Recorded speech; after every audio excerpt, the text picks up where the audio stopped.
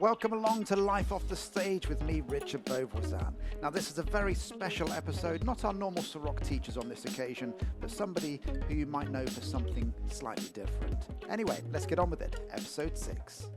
My guest today is a taxi dancer, golfer, tennis player, plasterer, dancer, and one of the nicest people you will get to meet. You may know him slightly better for being an Olympian or a rubber chicken, though. Today, on Life Off the Stage, is the multi-talented Mike Edwards. Welcome along, Mike. Thank you. Thank you. That was a very nice intro. That's one of the nicest intros I've ever heard. Is it? Now, we've Yeah.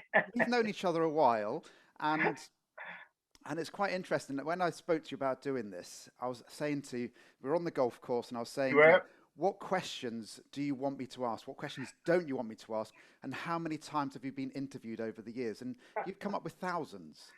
I have had literally thousands, probably tens of thousands of interviews over the years. I mean, it's been 33 years since Calgary, and I was doing interviews before that as well, at least 4 or 5 years before that.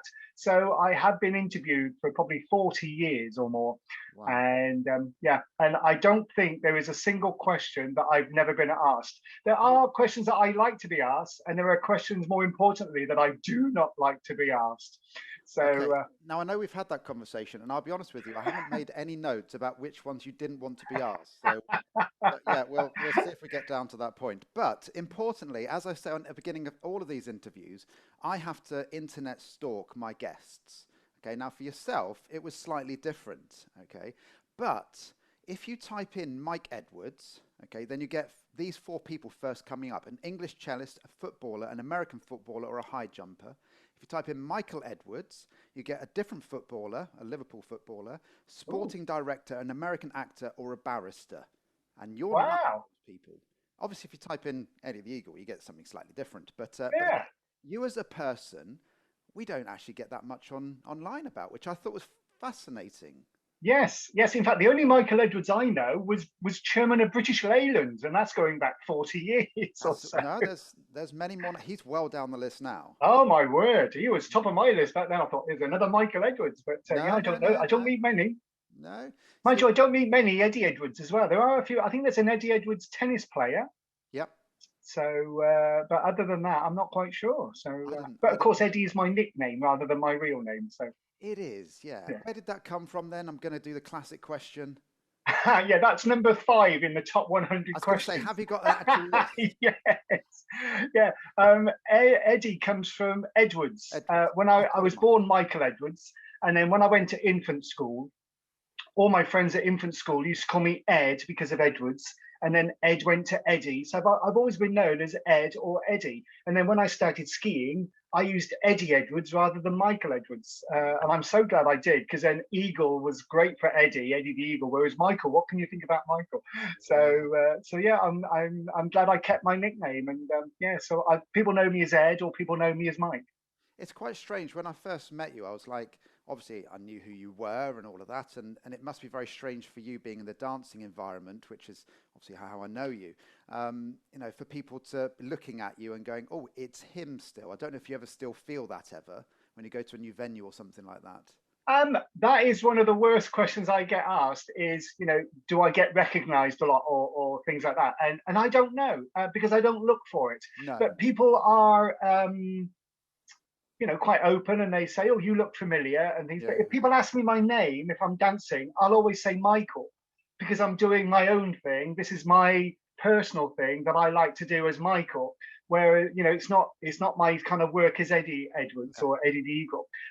So whenever I dance and they ask me my name, I always say Michael. If they already know me as Eddie, or if somebody has told them that it's Eddie, then that's fine. But I'll always say Michael. Well, today is about Michael Edwards. It's not about Eddie the Eagle Edwards. Yes, which is quite nice. But I generally do not look for whether people recognise me. I did when I was from Calgary, but then everybody, because I was on the papers for months and TV all over the world and stuff, and so I didn't have to look for it because it was so obvious. Nowadays, it's not so obvious. But I don't look for it, and I certainly don't court it as well. I did think it was strange the other day. As I said, we play golf together, and we were standing behind the first tee, and we were having a chat and blah blah blah, whatever it was. And the chap came over to us, and I thought, oh, he's just going to give us a bollocking because he was taking his tee shot, and then he came over and he went, "Are you Mr. Edwards?" And I was like, I forget who you are most of the time. Yeah, that's I know nice. you as Yeah, Mike Edwards. yeah. And that's what I like. I like people just to treat me normally, treat me. If people know me as Mike, then that's great. And I just want to be treated just like anybody else. But it is nice when people do come over and say, "Oh, I love the film. I remember what you did 33 years ago. It was brilliant." And that's nice when they do come up. But I still just want to be treated just like anybody else. And if I've upset somebody, then tell me I've upset you or whatever.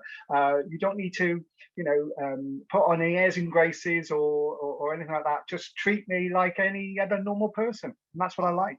I always have done. I always Yeah, have oh, done. Now, you have, yes. I know one of the most important things to you, and this is something that I'm guessing not that many people know about you. Okay, but you have a stack next to you, don't you, of one of the most important companies ever. Okay, now we are going to do a quick bit of advertising here. Okay. This is one of about 8 stacks of cups because I normally use a refillable one. But of course, because of the COVID situation, we're not allowed to take them in and they don't refill your cups. So I've had to use all these paper cups. So instead of just using them once and throwing them away, I keep them and then I use them at home. So I don't wash up anymore because I just use my Greg's cups. But I also use them for plastering. If I'm mixing up a small amount of mix, then I can use the cups to make sure I get the mix right. So you were known originally as the plasterer that turned into a ski jumper. That was kind yes. of one of the things. And I don't think people realise you still plaster. I do, yeah, not very often, and I only do it really now for friends and family. At the moment, I'm rebuilding a shed for my sister. My brother was supposed to do it. He promised her he would do it 2 years ago, and he still hasn't rebuilt the shed. So she's asked me to come over and do it. So I'm spending a week over there doing that. But yeah, I still do a bit of plastering. A friend of mine is a builder. And whenever he does an extension, he usually gives me a ring and says, "Have you got a few days? Can you come over and do some plastering for me?" And I'm quite happy to do it. But I only do it now really for friends and family because the worst thing with plastering was not so much doing the plastering, it was the money and trying to get the money. And some people were really bad payers and they would take a year or two to pay me and all that kind of thing. And I just think, oh, I don't want that hassle anymore. So, which is why I tend to do it now. I like to do it. It keeps me fit. It keeps me grounded. But I'd only really do it for friends and family. And a few people from dancing, I've done a bit of work for, plastering wise. So it's nice. Of all of the tradesmen's jobs, so being an electrician or a builder or a plumber and all of that, a plasterer is the one that I would never do. We had our entire Artex ceilings in here, right throughout the house, taken down and then replastered. And I watched those guys work for 2 weeks. And dear mercy, I mean, apart from standing on a milk crate, which is obviously the standard thing that every plasterer does. It is. I've got 12 of them. Yeah, that process of doing that day after, blimey.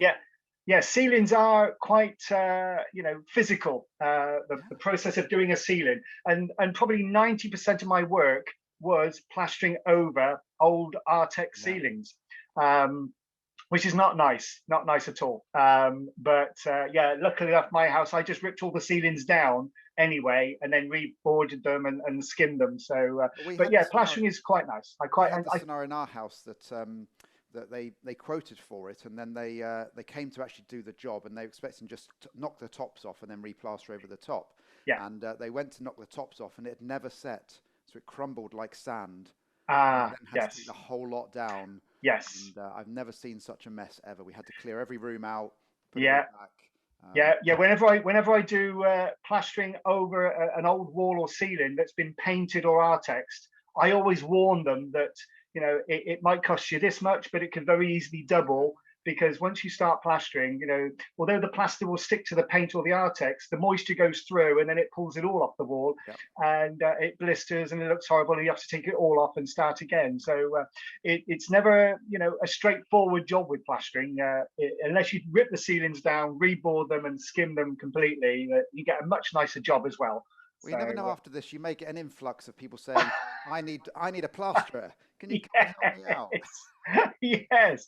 I don't mind having a few dancers out. If I get a few free dances out of it, then it's worth it. Well, I'm sure we can sort something out for you. So we're going to find out about Michael Edwards then. So first of all, where did you grow up, and what's your family type situation? I was born and raised in Cheltenham, in Gloucestershire, in St Paul's in Cheltenham, which was a very rough area back in the day. It's more studenty now. And I was a middle child, and I think middle child syndrome does exist, and I think that was a huge part of why I became Eddie the Eagle and why I went into ski jumping was partly because, and mostly because of middle child syndrome, because I have an older brother. He's 18 months older than me. He was the firstborn, the golden child. He could do no wrong. And then I had a younger sister, which was the daughter that my mum had always wanted. And then there was me, poor old me, in the middle. And I had to fight tooth and nail for any kind of attention. And that gave me the tremendous resilience and the tenacity and the never giving up spirit that I used when I started skiing and then went into ski jumping and managed to get to Calgary. But I think it all became because of being a middle child and having to fight for the attention. Yeah, I've got 4 children myself. I'm trying to think if any of those feel in that way. So obviously, there's 2 of them that are theoretically in the middle. But yeah, I suppose my middle child out of the first 3, yeah, probably is the most independent. That's for sure. Yeah, yeah, there's a lot of that because my brother has never left Cheltenham other than to go on a honeymoon once. I don't think he's ever left Cheltenham, Right. and he's never been more than a mile away from my mum and dad. Whereas I, as soon as I left school, whoosh, I went off to Italy, worked there for 3 years, and then went to America, studied ski jumping, and then traveled all over the world. So I've always been, since I was 17, I've been away, and I only see my mum and dad and family, for parts of the year. So yeah, I've always been very, very independent. Yeah, it's a strange thing. I'm similar myself in that I left home at 16. But I apparently, according to my sister, and she may listen to this, apparently I was classed as the golden child a little bit myself.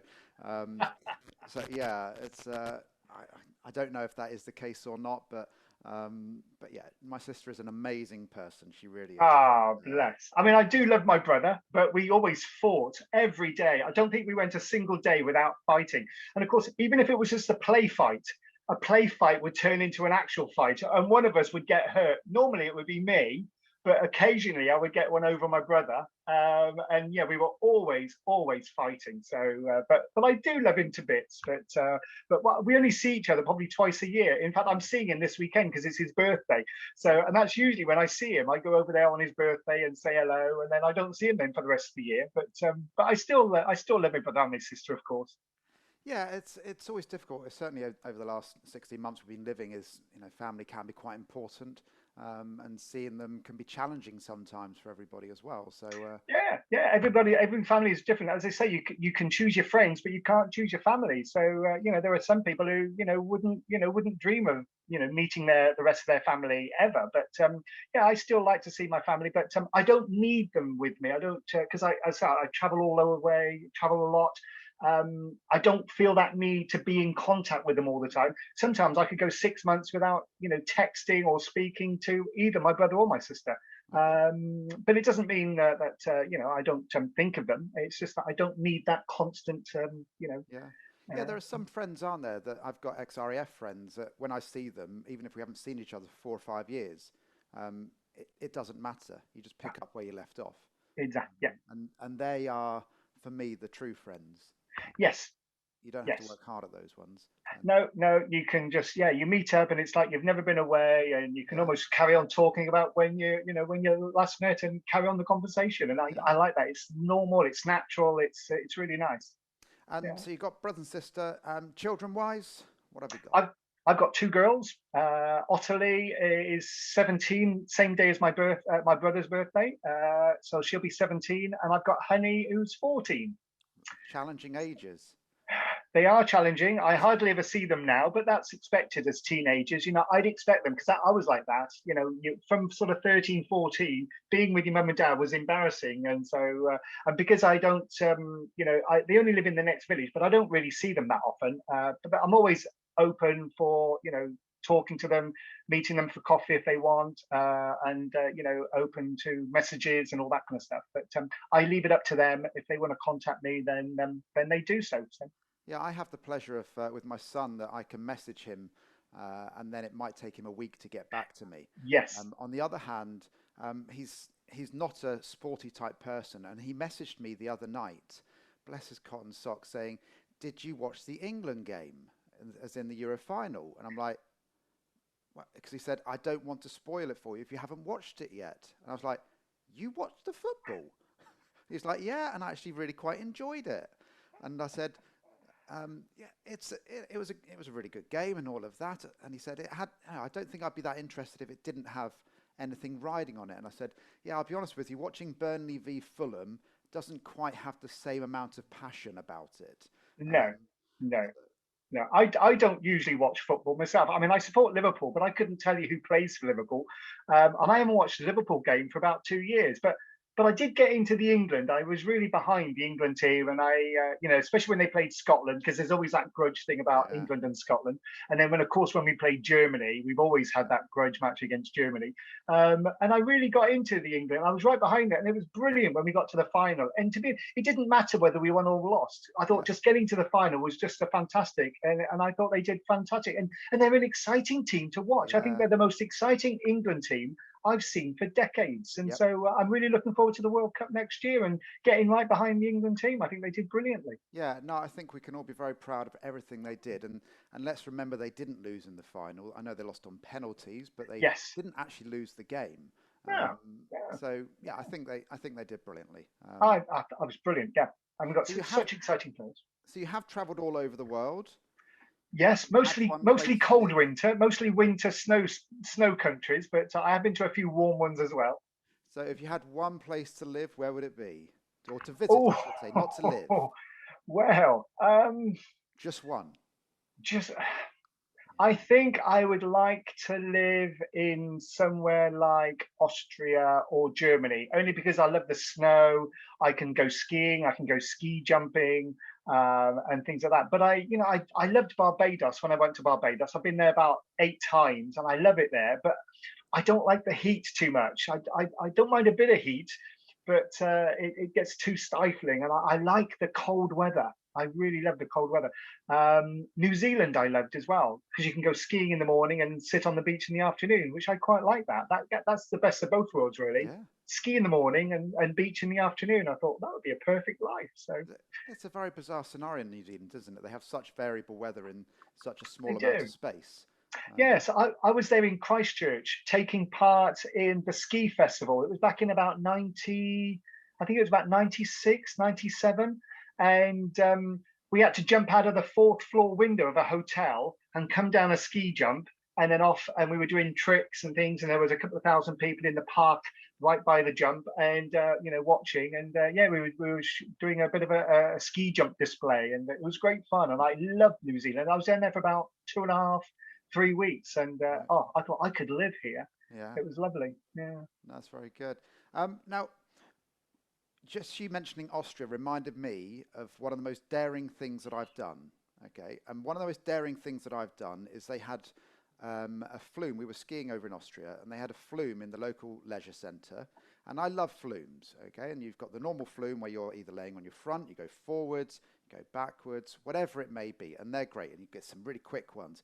This was one of those flumes that you walked up an extra set of stairs, and they had a person at the top, and you had to walk into a cubicle, and they closed the cubicle behind you, and you were stood up, and then you're standing there going, "What's going on?" And it counts down three, two, one. But before it gets to zero, the floor then just disappears, and you go straight down, and then whiz around and go upside down and all of that. I've never in my mind pooed myself. I can't say any worse than that. More in my entire life. And somebody said, "Are you going to go on it again?" I was like, "I'm okay. Okay, I really am." And I know it may not be the most daring thing. I've not jumped out of planes and all of that type of stuff, but that standing there was quite exhilarating. So, as a man that has done a lot of things, what is the most daring thing that you've done then? Oh, gosh, that's probably number 12 of the top I'm sure 100 it is. questions. That's all right. um, Well, I guess it has to be ski jumping, really. And I've tried to find other things that I find as exciting, but nothing comes close to ski jumping. I've done parachuting, I've done bungee jumping, off big bungee jumps and smaller bungee jumps. I've done loads of things like that, the flumes, truck racing, car racing, all kinds of stuff. But I still think ski jumping has been the most daring, really. Yeah. Yeah, because especially the old jumps. When I was jumping 33 years ago, you could fly very high. Sometimes you were 30, 40 feet off the snow so at some point in the jump, and that can be quite scary when you're only attached to your skis by your toes. Um, but it was great fun, and not many people realise that it takes 1,000 times more guts to do the technique to jump 100 meters than it is just to go off the jump. And going off the jump is scary enough, but to do the technique to jump far, is a lot scarier. And so, Yeah. yeah, I think ski jumping is still the most daring thing I've done. Huh? Fair enough. I Yeah, mean, if of all the sports that there are out there, it is one of the most stupid sports. You know, it is. It it's is. Yeah, whoever and thought of the process. Let's stick you at the top of a hill, make you jump off, and then land. yes. It's yeah, Yeah, it is, and it's a shame that back in the day we only used to watch ski jumping on New Year's Day. They used to show the ski jumping from Garmisch-Partenkirchen, right. and Ron Pickering used to be the commentator. So it was only that one day on Yeah, New Year's Day that we would watch a bit of ski jumping, and until Eurosports and Sky Sports came out, and now you can watch it, yeah, at your leisure. yeah. But yeah, we only got to see it one day a year. But I was in America racing, and I saw the ski jumps and thought, oh, I'll give it a go, and not realizing that 22 months later, I'd go to Calgary and actually get to the big jumps and do the Olympics. But yeah, there was always in the back of my mind. I thought, oh, wonder what that's like to do. But Yeah. I never thought I'd ever get a chance to do it, but I did. Well, you did. Well, on a very different note, okay, this may be number 10 on your list. Okay, we will find out. So, what is your favorite song at a karaoke night to do then? Oh, on a karaoke night. So, where does that rank on your list, by the way, just very quickly, of questions you're often asked? Oh no, I don't get asked that. I have been asked it a few times, but it's Yeah. probably outside the top 100. Oh, okay, I'm pleased with Questions that I've then. been asked. Because I generally, although I like going to a karaoke bar and singing along with the people that are singing songs. Although some people, feel like they're very professional singers and they don't want people to sing along to the song, Yeah, whereas I like to sing along with them. But whether and I have stood up a few times. Normally, when I do a karaoke, I'll sing with somebody. So right. we'll do something like Grease. So I think one of the songs from Grease, Yeah, it's because I fun. would always sing with it with somebody else, and then we can sort of sing together. So I think it's one of the Grease songs that I would probably sing. Well, next time we're at dancing, that's it. Summer Loving's coming on. We're going to get up there. We'll get the microphone sorted out for you. Well, of course, I have sung a few songs in my life. I had Fly Eddie Fly, which reached number 50 in the British charts back in 1988. Did it? I And didn't even see that. yeah, and I sung a song in Finland, which reached number 2 in the charts. Well, there And I we sung go. in Finnish. So I should have called you a pop star in your intro then as well. exactly, yeah, you missed that out. Yeah. Yeah. So outside of, obviously we're going to get on to dancing fairly shortly, okay? But outside of dancing, what else do you do for fun? We've discussed that we play golf as well. What else do you Yeah. do? Well, I try and do as much as I can, really. I like, playing things like five-a-side football, but I've not joined a local one yet, only because I can't devote constant time, every week to it. So it makes it a little bit more difficult. I love to play golf. I love to dance. I love to get out on my bike and go cycling. I go running. I like to go to the gym sometimes, mostly physical stuff. Get out and play games, play sports, whether with people or on my own. Well, when you I don't came know. round here for a lesson a while ago, and I said that I played tennis, and then I watched how you practiced doing your serve, it was pretty obvious you were a very good tennis player as well. Well, I did play tennis years ago. When I was in America ski jumping, when I wasn't jumping, I would go down to the tennis courts because they quite like their tennis in Yeah, America, and I played regular tennis, and I was playing regularly almost every day, whether it was for half an hour or for 3 hours. yeah, I would play every day, and I really got into the tennis, and I still love it. But I was put off when I was a teenager, because I wanted to learn. I wanted to join one of the local tennis clubs in Cheltenham, but I only wanted to join during the summer because I was away in the winter skiing and doing all my skiing stuff. And they wouldn't let me. They said, "Oh, you have to join them for the whole year. You can't just join for the summer." And it really put me off. They were really snobby about it. Yeah. So I ended up just going with friends down to a small tennis court, or pay as you go at the municipal ones in Montpellier. But I could only play with a few friends. Whereas, I'd have loved to have learnt, and played better tennis at a tennis club. But they said, "Oh no, you can't just join for 6 months," and I couldn't do it. So, you know, I've got a tennis lesson coming up myself next week, which I'm looking forward to because I'm an okay player. I've been told that I could be quite a good player if I was more consistent. So I'm aiming to get the consistency next yeah. week, not just from one lesson, of course. That'd be asking a lot, but yeah, there's a So, local chap around here that plays. what's better, your forehand or your backhand? Do you play two-handed or one-handed, or? So I definitely have a good forehand. My backhand has always been terrible in regards. Well, it's not been terrible. I slice it most of the time. I have just been working literally this Sunday when I was playing on my double-handed backhand, which is going much better now. Ah, But yeah, my I like to play tennis like chess, if I'm honest ah, with you. I'm yeah, much more rather than blasting people off the court. I'd rather move people around and that type of yeah. thing. Yeah, my backhand was better than my forehand. My forehand was a bit unreliable, but my Right. backhand was usually, and topspin backhand was my best shot. I could do that really, really well. That was probably my most reliable shot, is my topspin backhand. So So I yeah, reckon I've but got a question for you now that you've never been asked, and that was my oh, goal. Okay, this is go on then. this is the one. This is the moment. Okay, so what is your grip on your tennis racket? As in, what? How do you hold your tennis racket? Is it frying pan? Is it straight down? Have you been asked that question before?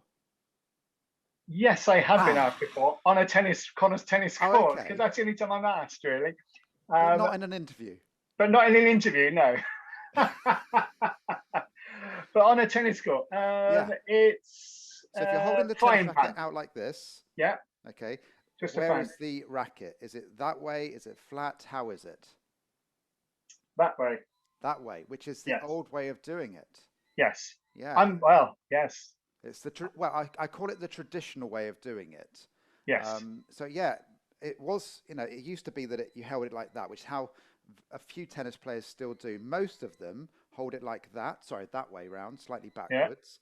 A lot of the top tennis players actually have it completely backwards. So if they'd hold it, it would be, and you'd try and hit it straight, it would be hitting it with the back of the racket. But that's Ah, then when they turn the wrist over and then get that extra topspin, you see. all right. So that's yeah. And recently I changed my grip to go from that to that, Yeah. and it's then made a difference to how more consistent I Ah, am. And I picked that up from a high quality YouTube video. right. Right, I'll get onto YouTube afterwards Get and onto give YouTube. myself a lesson. I Yeah, need to go and buy a tennis racket first. I've lost my tennis racket. I gave it to my girls, and I think they used it in the garden and to hit things with, and they use it as a hammer. And so I need to invest in a new tennis racket, and then go and start playing again a bit more regularly. So well, what we should do then at some point is we'll have a day where we go and play golf.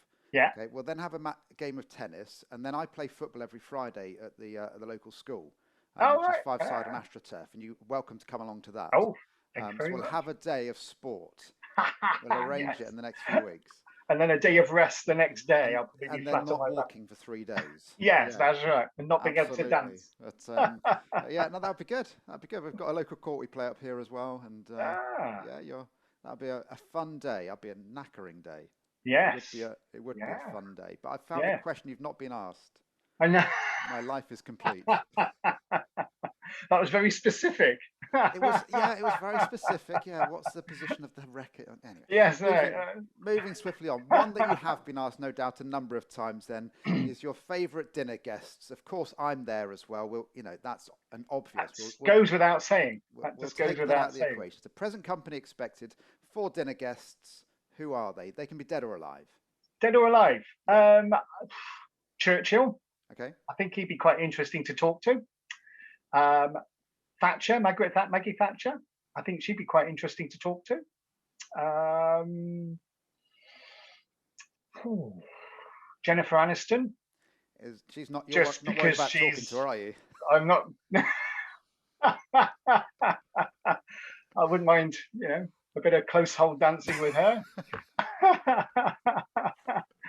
um, and then I don't know, fourth. Oh, me, I would be the fourth, I Oh suppose. no, it's 4 guests you've got. Oh, So four guests. yeah, yeah, yeah. So we've got Um, Jennifer Aniston for her intellectual absolutely. capacity. Yes. We've got Yes. Churchill and Thatcher because yeah, they are obviously people of history and Yeah.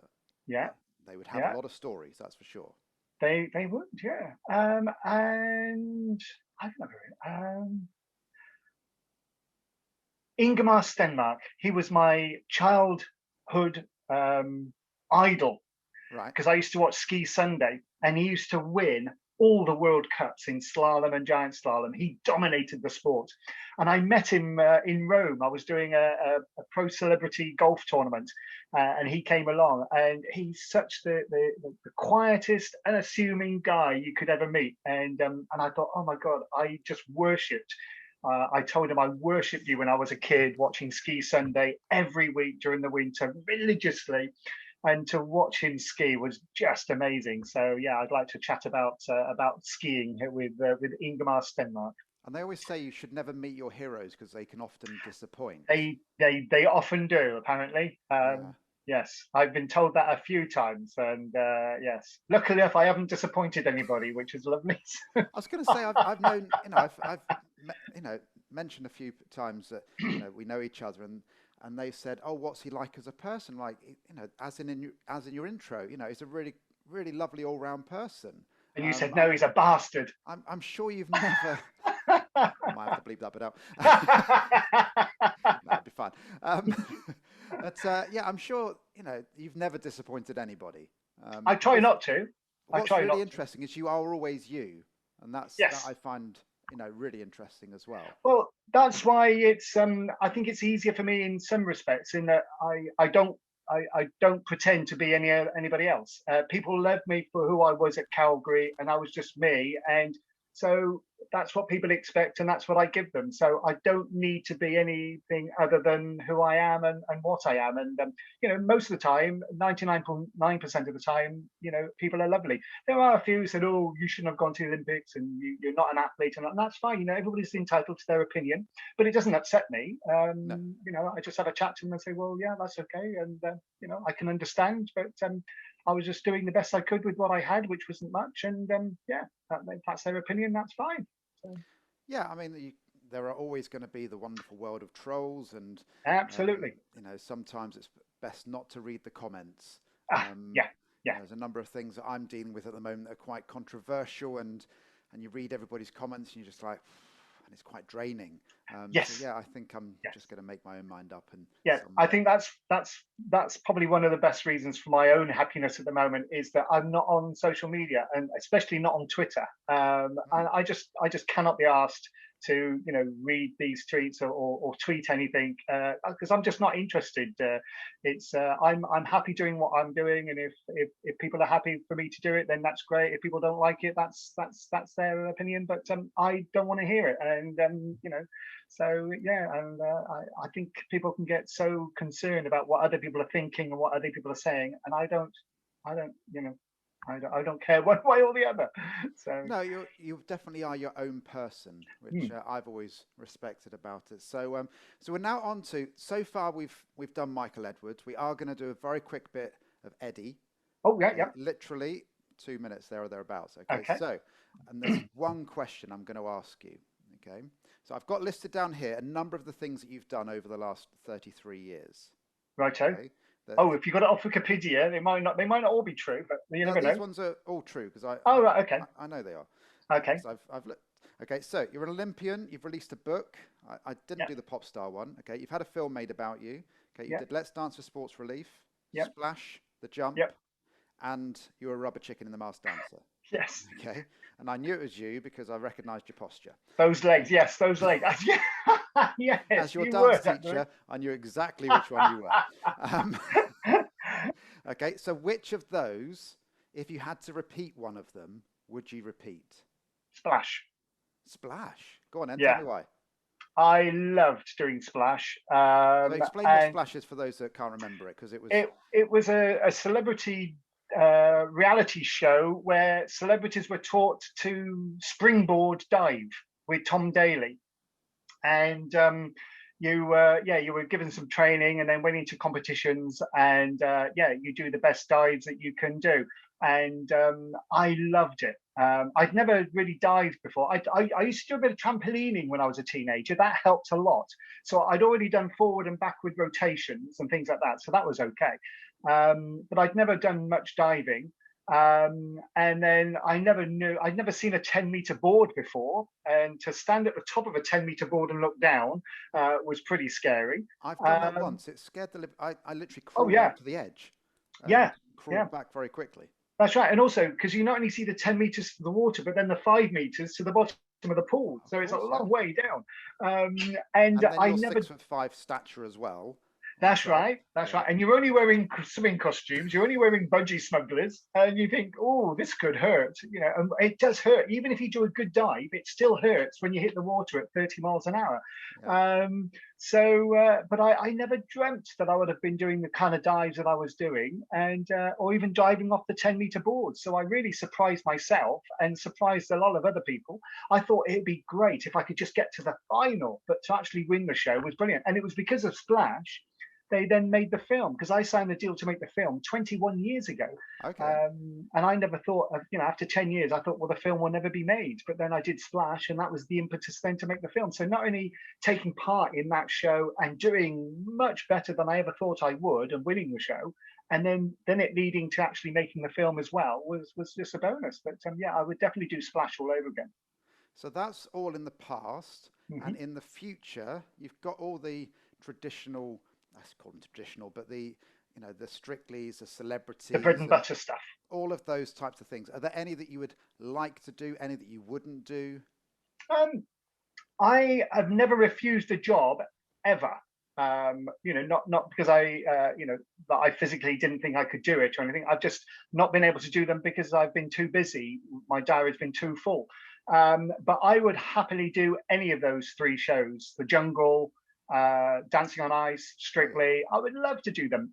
I think Dancing on Ice would be the most difficult, because people think that because you can ski that you can skate, when they're 2 completely different sports.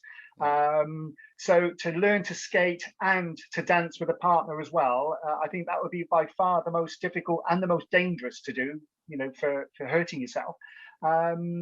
I would love to have a go at the jungle. I think it would be a great experience.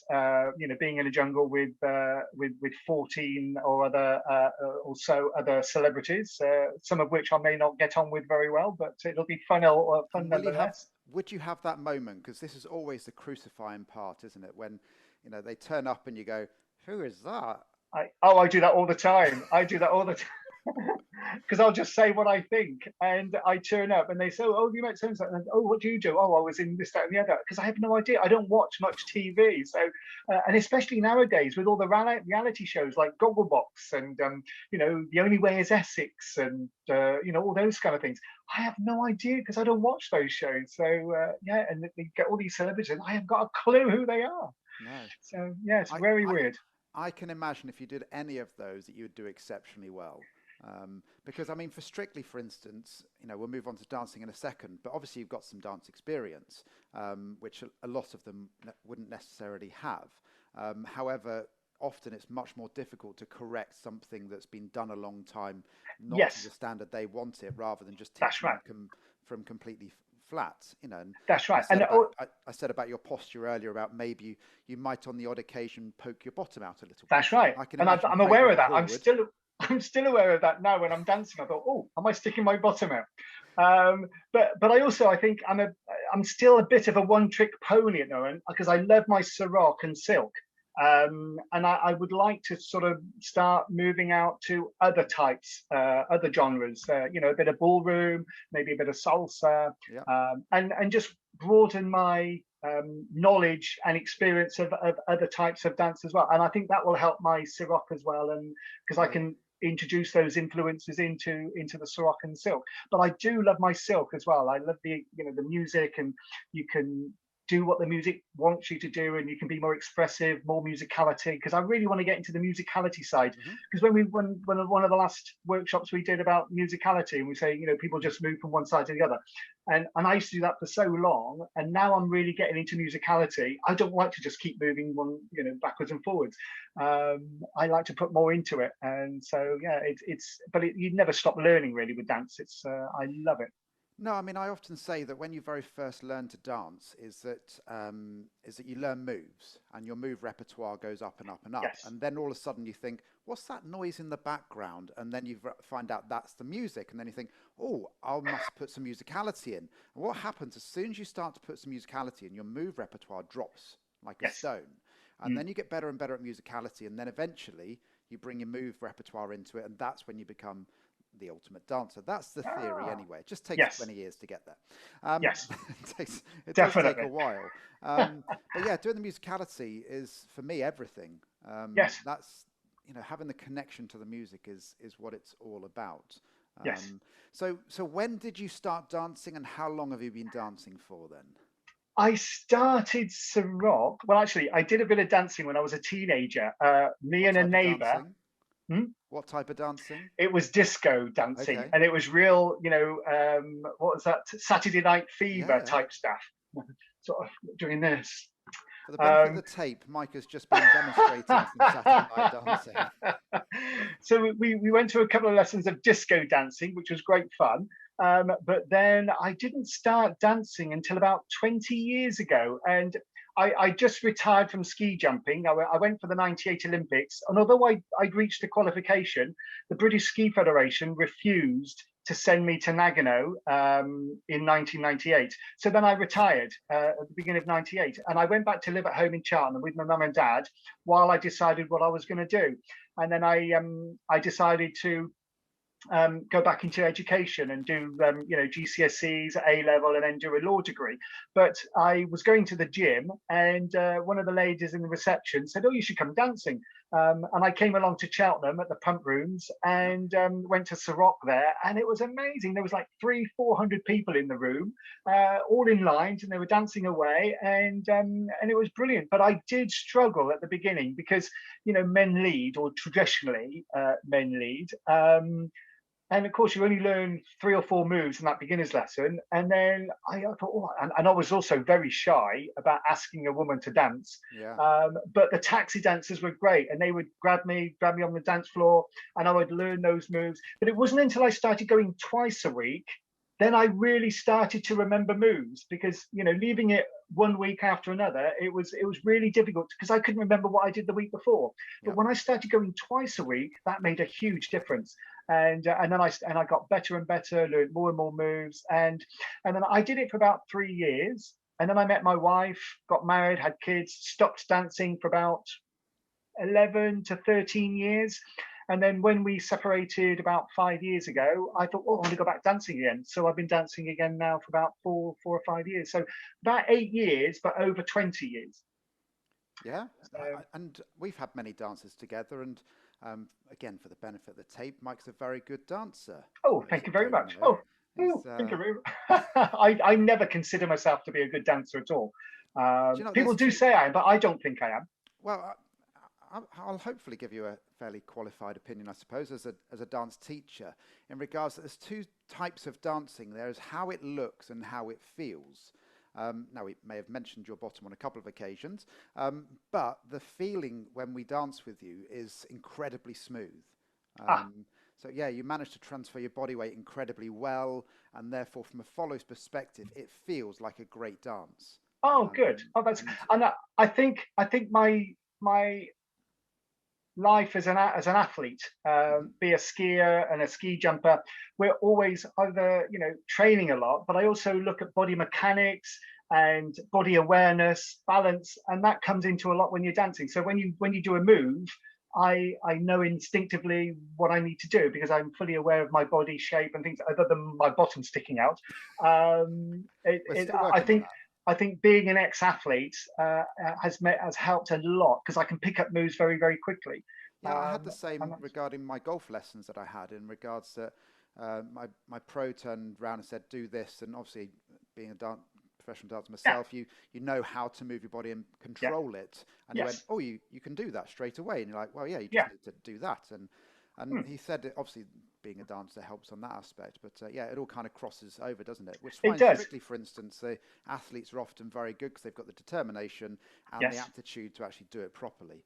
Yes. Which is Yes. why they end up And doing very I well. used to be a ski instructor as well. So, when I saw other people who were horse riders or rugby players or any sports people, they would pick things up very, very quickly because they had that, the determination, but also the balance, the body awareness and everything else. And they knew where their body shape was and where it had to be. And they just needed to be taught, the basics, and off they went. So yeah, they do pick it up very, very quickly. There's a good transformation from one Yeah. sport to another. So what's been quite interesting, obviously so far I've mainly been doing Ciroc teachers and DJs, and I've asked them what they feel what makes a good Ciroc teacher.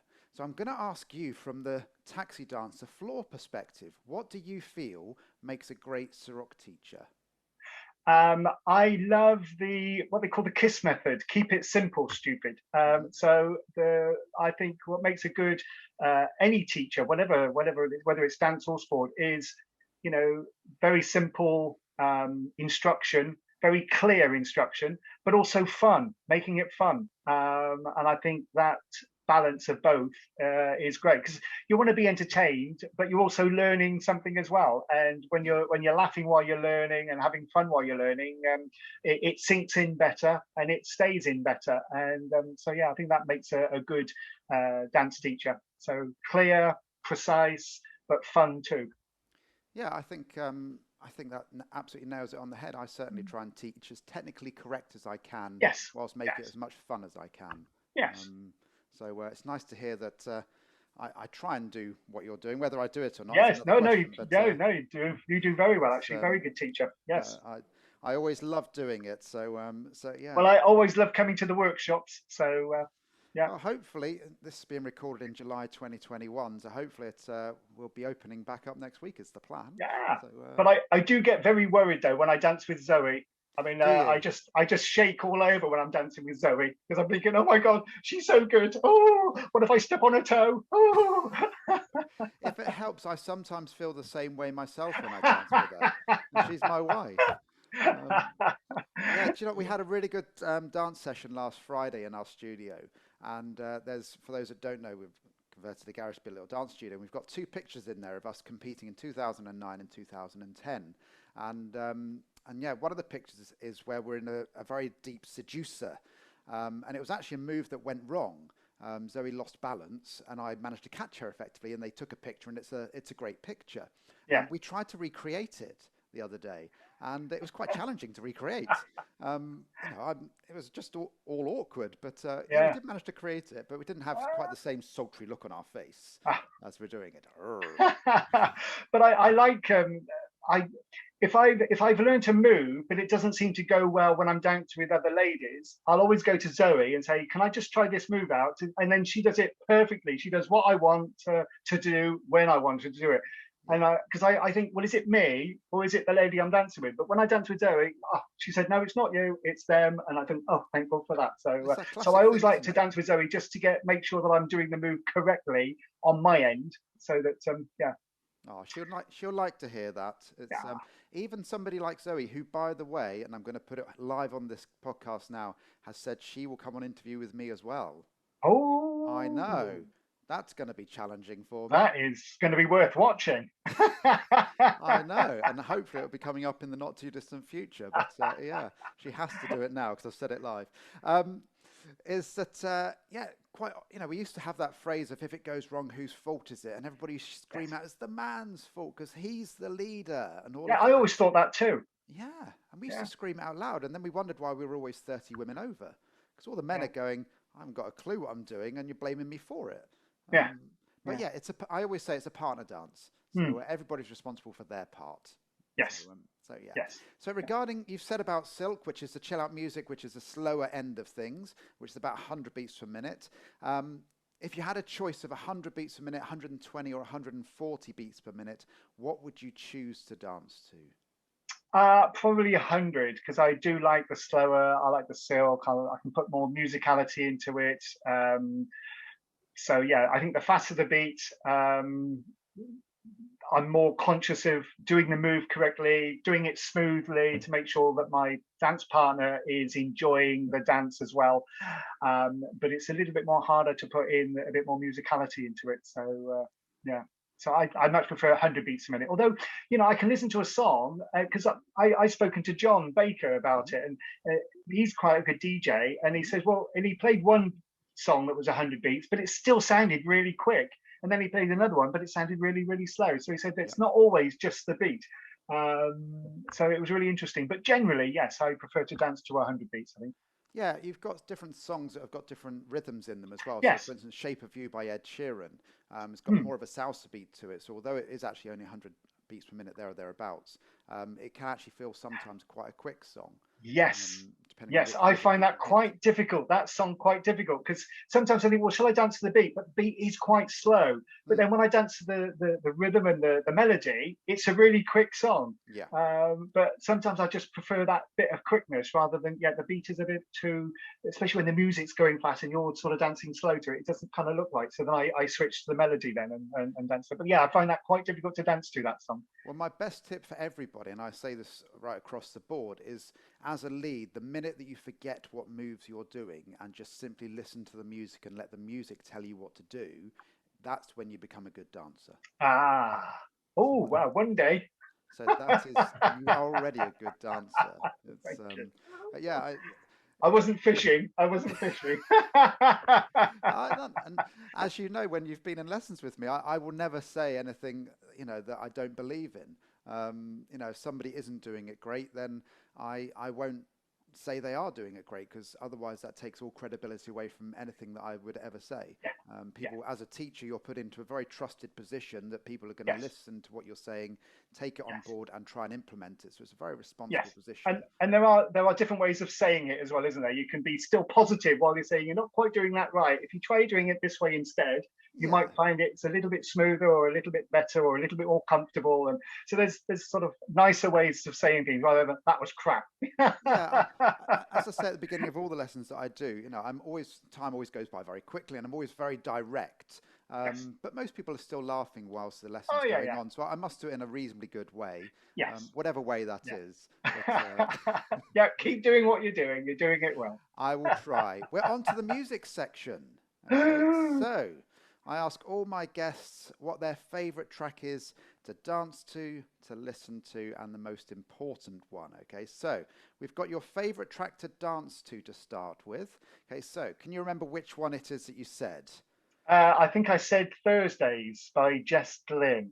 You did. Let's have a little listen to it. For anyone, I want to laugh, I want to cry. Don't want these tears inside my eyes. Yeah, don't want to wake up and feel insecure. I want to sing, I want to dance, I want to feel love inside. And there's Thursday by Jess Glynn. We can never play too much of it.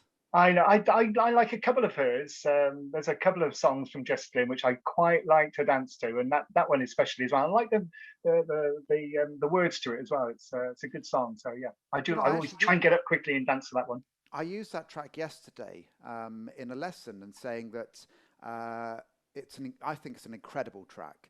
And if you listen to the words and the feeling of the words, and regarding musicality, that's what we were doing. And it isn't a kind of a cheeky, let's do that type of song. It is very much more a feeling and a lyrical and that type of song. So an amazing song. You can get some good light and shade in that, even though it's still quite a quick song. You can still get plenty of light and shade and musicality to that. Yeah, it's 112 beats per minute.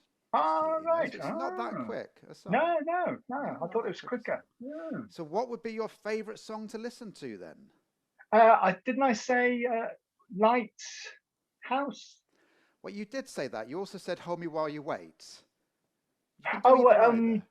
Yes, that's right. Louis Capaldi. Yeah. Yes. Oh, there's two Louis Capaldi songs.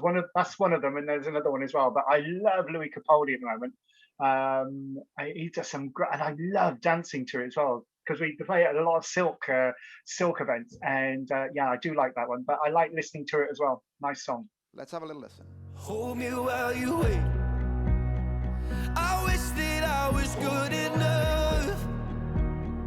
If only I could wake you up, my love, my love, my I think, Hold Me While You Wait, Lewis yes, Capaldi. yes. Bit of wishful thinking there, maybe. Oh, When I'm listening to this. just give you. I want to give you a cuddle over Zoom. Oh, thank you. Oh. And then the last one on this. So the track that's had the most impact or strongest memories for you. I love this question, but I think it's possibly the most difficult question I ask. Yeah, I have been asked it quite a bit because I've done a lot of local radio stations. Sure. They do a bit of desert island disc type things as well. And while I go through, there's certain songs which I really like because I remember when I was working in Italy as a ski mechanic. There was a particular run down the mountain which had lots of jumps in it, and I was going down on my alpine skis, racing down with my Walkman, my Sony Walkman, and there was a track, Van Halen, Jump, and I used to listen to that, put it on loud, and then I would off from the top of the mountain. I would just listen to the song while I was jumping, going down the mountain, and that was amazing, and I loved it. And I just kept going up and down all day, doing the same run for the same track, and it was brilliant. But I think the one that really, really I love listening to wherever I am, and that's Libby Sifri. What's it called again? Something Inside So Strong. Something Inside So Strong. Yeah. Oh, that just makes sends shivers down my spine every time I hear it. Well, let's have a listen. 'Cause there's something inside so strong. I know that I can make it, though you're doing me wrong, so wrong. You thought that my pride was gone. There we go. There are Now your 3 tracks. I love that one because when I started skiing at 13, I fell in love with the sport. It was all I ever thought about, talked about, dreamt about was skiing. And then I told all my friends and family that I wanted to go to the Winter Olympics, and they just laughed and they said, "Oh, it's impossible. It can't be done. We don't even have any snow." But the more that people told me that I couldn't do something, the more that inspired me to prove them wrong. And listening to that, there's something inside so strong that makes me want to go out and just prove people wrong. And I just wanted to, because I just loved my skiing and then my ski jumping. Nothing was going to stop me. And no matter how many people told me that I can't do it, it can't be done, I thought it could. And that sort of holds it in that song, which is really, really nice. I was going to ask you a question earlier about what your favorite personality trait was, but I know what it is, which is resilience and that determination and all of that inside of you. So is there anything that you've got in the future that you feel that way about? No, not yet, but I do get quite I get quite excited whatever I get asked to do.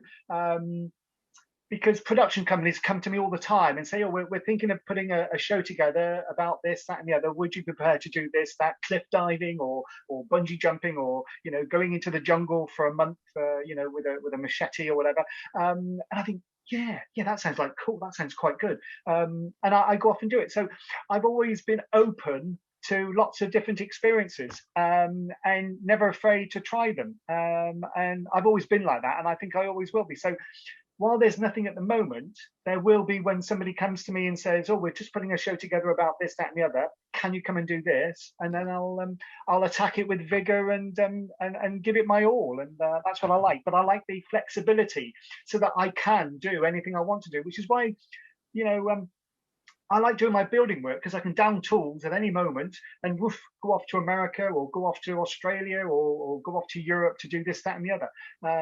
Which is why I've never got a full-time job. I like the flexibility to be able to go off and do these things, and I'll always be like that. I think you're a little bit past working for minimum wage, £9.50 an hour Yes. at Tesco supermarket. I'm not quite sure that's going to cut the mustard for you anymore. Well, in another 20 years, maybe. I'll quite enjoy it. You'll be there on your tills going, "Oh, look what you've got today." Yes. Where shall I put these carrots? I know where you can put these carrots. There's the accent coming out for you. Yeah. Have you ever had an accent, a proper West Country accent? I did have, but and it does come out when I'm sort of back home, back here, and especially when I'm down in Bristol, because they're a little bit more Bristolian down there. But generally speaking, I don't think I do. But it does come out every once in a while, especially when I'm with my brother and my sister. Then it does come out a little bit. If I'm with people with a really strong sort of West Country accent, then it does come out. But generally, I don't think I do. No, it's you have a very English accent. Ah, Um, yeah, people often ask me where I come from, and I always go back to a story in the RAF, which was an officer was giving us a briefing, and he said, "Try and figure out where I come from." And people said Oxford or wherever it may be, and then he went into his real accent. He was a Geordie, and he had a full Geordie accent. But at this point, this is in the late 90s, it was still the scenario that officers had to have an English accent. And he wow. had to hide his Geordie accent as being an Crikey. officer, which I find flabbergasting. It was that, not that long ago, but it was still kind of frowned Yeah, upon to have an accent. Like the BBC, it's fair only in the last couple of years they've really allowed other accents on. yeah, yeah. Um, Yeah, when I listen to BBC plays, in fact, there's a lot more plays from Scottish accents and Welsh accents and all that kind of. Hardly any English accents, but yeah, I've noticed a lot more accents in future on the BBC now. But and then I've met people in America who've lived there for 30 years, but they've still got a really strong Scottish accent because yeah, that's where they were born and raised, yeah. and they've never lost it. And then other people, yeah, have completely changed. Their accent's completely gone, or they can bring it out when they want to, but generally you wouldn't recognise them. And others have still got that accent, even though they've left the country, decades ago. Well, It's I really didn't strange. even know until so I did a radio show when I was in my late teens. I worked on hospital radio for about 3 years, and I used to listen back to the recordings. And I didn't know until I think I was about 20 that there was the difference between the th sound and the f sound. I didn't even know that was the difference. I grew up in Portsmouth. It's a very East End London accent. Ah, And earlier, actually, when we were talking and we mentioned about milk, I used to say milk, MIWK, and I still now have to consciously force myself to say the word milk because it's not part of my normal repertoire. So yeah, because I now speak for a living and have done for a long time, I've had to work on how I speak clearly and yeah, not too quickly and all of those types of things. yes. But yeah, my original accent is very East London, and when I Ah, go home, likewise, I fall yeah. back into it. Yeah, I would never have realised you're from East London at all. Well, I'm not from East London. I'm from Portsmouth, No, but that's no. the accent But that that you accent, yeah. that That accent. accent. Yeah, no, Yeah. it's I have a Middle Yeah. England accent really now, Yeah. but yeah, but there we go. Oh, cool. Yeah, a lot of people think I'm from up north for some reason. I don't know why, but they seem to think that I'm from sort of Yorkshire or Lancashire area. But Yeah, I thought, where'd you get that from? I was born and raised in Cheltenham, in Narm, Cheltenham, Cheltenham. Cheltenham. Right, But we're on to the quick fire round. yeah. I know. So these may be questions you've been asked 10,000 times, but we'll find Yes, out. So, favorite ice cream? vanilla. Vanilla. Okay. Yes, yes. Yeah. I Has to do. be a Although, good do you like a vanilla. bit of a ripple? I do like a bit of raspberry ripple every once in a Do while, but you? I love vanilla. Maybe that's, yeah. Maybe. No, I it's was nothing. going to say Do something you else know, then, but a really good vanilla ice cream is amazing. yeah, Yeah, it goes with everything, it especially a does. rhubarb crumble. Oof. The only thing I don't like is Neapolitan ice cream, which has kind of got Nah, they're all really cheap ice creams, and none yeah, of them go well. It's like no, the worst no, example. and I don't see the point of chocolate ice cream. It's a bit like chocolate cake. I'll eat chocolate cake, but I think chocolate should be eaten in a bar, not in a cake. And it's the same with chocolate ice cream. No, no, you can't put chocolate in ice cream. Vanilla is lush, Fair enough. Are you well clean or lush. messy? Are you clean or messy? Oh, oh. In my head, I'm clean. In reality, I'm messy, I've seen your very messy. car. I've seen your car. Was it clean at the time? No. Oh, yeah, but my car is my office, so I carry everything in my. I've got my socks that I go in case I go ice skating. I've got stuff. I've got papers in there in case I get to a job early and I can read and things like that. So yeah, there is a reason why my car is messy. No, I used to be in sales, and one of the key things is your passenger seat is your office, isn't it, to a large Yeah, degree? yeah. And yeah, mine used to be a complete and utter tip. And then I had one occasion where I got to a site that I was going on, and the chap said, "Oh, it's about half a mile. It was a massive site, about half a mile. Can I jump in your car with you?" And I looked across the passenger seat and thought, "Oh no." I know. From that moment on, my car was spotless. Yes. Yeah, I try and keep the passenger side spotless, but after a few days, go to Greg's, I have a cup of coffee, then the cup goes in the footwell for it. Once I've got about 8 cups, then I'll take them out and bring them in the house and things like that. But yeah, I do like, when I'm staying in a hotel, if I'm going out around doing a TV show or doing a talk, then I keep the hotel room spotless. In fact, when the maids come in, they don't even realize that I'm actually, using the room, because everything is just spotless. My clothes are all neatly there and folded and everything. So when I'm in a hotel, I keep everything. I don't like walking to a hotel room and it's all messy and sheets everywhere and clothes everywhere. But I don't mind living in it at home. But when I'm away, everything has its place. Fair enough. Love or hate roller coasters? Love roller coasters. I've opened a few in my lifetime around the world. I've opened about 6. I've opened a couple in Blackpool Pleasure Beach, Alton Towers. Which one at Alton Towers then? Which one at Alton Towers? I love Alton Towers. Oh God, what was it called? The Avalanche? There's Oblivion, is it a ski one type thing? No, yeah, it's a ski related one. Okay. And this is going back 33 years ago, so I don't even know if they still got it.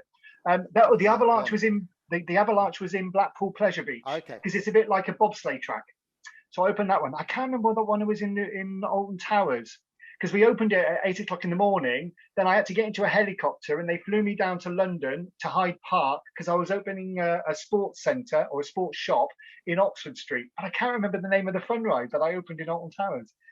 It'll come to me, or I'll find it on my my list of stuff. But we will find it. But I do love roller coasters, and I opened them in Sweden, Germany, Australia as well. So I've opened about 6 around the world. Do you know, when I've asked that question to everybody else, none of them have had the answer. I've opened a few. It's Sorry. a different answer. It's all good. So excluding social media, and I know you're not a fan of social media anyway, okay, but what is the phone app that you use the most? Is there games or... Screwfix and then Greg's. Well, actually Greg's probably, and then Screwfix. Yeah, so for those that don't know, you visit Greg's how many times a week? Let's go for a week to start with. Well, I go about 3 times a day. 3 times a day. 3 times. I go for breakfast. Every morning for breakfast, I go to Greg's for my sausage in a bun with brown sauce and a cup of coffee. And then at lunchtime, I'll have a vegan sausage roll and a cup of coffee. And then sometimes I'll go about 4 o'clock in the afternoon for an extra cup of coffee. So yeah, at least 3 times a day. But if I'm traveling, if I've got to go up to Blackpool or whatever, then I'll only stop at the services where there's a Greg's, and then I could be in the Greg's probably 4 or 5 times in a day. So between 3 and 5 times a day, I go to Greg's. And have Greg's ever contacted you for advertising purposes? Not yet, but I'm waiting for that platinum card. Are you? I'm waiting for that, but their profits will nosedive if they give me a platinum card, because then you get free Greg's for life. Do you? And I thought, well, are they going to give up £1,500? I spend about £1,200 a year in Greg's, and I'm thinking, well, they want to give up that, just to give me a card. I thought maybe that they probably want the profits. So I don't know. I think you would definitely be somebody who would be passionate about in the adverts. Yes, and definitely a high user. I am a very high user. Yes, I am a very high user. Your tax records, Greg's. Well, I do. I actually do. Yeah, I speak to my accountant and I say, because that is my, if I'm staying in a hotel to do a job, then instead of spending, because I stayed at the a hotel, a 5-star hotel, when I was doing the Masked Dancer. Yeah. And I had a club sandwich in the hotel, and that was 85 quid. And I thought, how many Greg's can I have for 85 quid? Yeah. So yeah, I love Greg's. It's great value for money. Yeah. I'm still trying to figure out £85 for a sandwich. Yeah, it was a club sandwich, and it was a black brie crumble and ice cream. And that was my meal, because we didn't finish until quite late, and they said, oh, go back to the hotel and order room service. And I normally don't order room service. I'll normally just go round to Tesco's Express or Sainsbury's Express and get a sandwich. But I thought, well, this time I'll treat myself. And then when I had it and I saw the bill the next morning, 85 quid, and it was going to the production company anyway, but I was embarrassed, and I thought, oh my God, because I wouldn't pay that myself. I thought No. I wouldn't want a production company to pay that for me anyway, as well. 85 quid for a club sandwich and a crumble and ice cream. It was just But you know, amazing. I think that's what people love about you, because I know you go around and do loads of Q&As and all of lots of different interviews and stuff, and motivational speaker and all of those, and they see that you are a normal person, and that Hmm. you wouldn't think, £85 for a club sandwich is reasonable, because that's not reasonable. There's no loaf of Yeah, bread that yeah. costs that No, amount of money. no, no, no. No. And when I was doing the Masked Dancer, they kept ordering taxis for me. Oh, we've got you a train to Paddington, and then a car to take you to Pinewood or Pineapple Studios. I said, no, it's only at Covent Garden. I can walk. Yeah. So I was cancelling all these cars that they were booking for me because I wanted to walk from Yeah. Paddington. It was only like a mile and a half. And it's a good way for me to warm up. And I love walking through London, or if I'm in Birmingham, I love walking around. I don't want to get in a taxi. I like to walk around and stuff. So yeah, so I'm always telling the companies, no, don't book a taxi, just an earlier train, and I'll walk to wherever I need to go. And so yeah, I'm quite cheap like that for them. So You are cheap. Yeah. That's a different question altogether. Coffee or tea? Coffee or tea? oh, now first thing in the morning, I do like a cup of tea, but generally I'll drink coffee. Okay. Yeah, so And I have you like got both, but I think coffee's just got it at the moment. coffee's got it at the moment. Now I know you mentioned earlier you don't watch that much TV, but No. have you got a favourite TV programme apart from Ski Sunday, of course? I like first dates. Okay. Yeah, Do I you know love what? first You and dates. Zoe can have an evening together if you want. Yeah, and first dates hotel. Well, they've asked me to do the show a couple of times. Right. But I've always refused so far. But whether I'll refuse again, I don't know, because it was for charity, and it would have been £5,000 for charity, which would have been nice. And I thought, well, I might meet somebody out of it. You never know.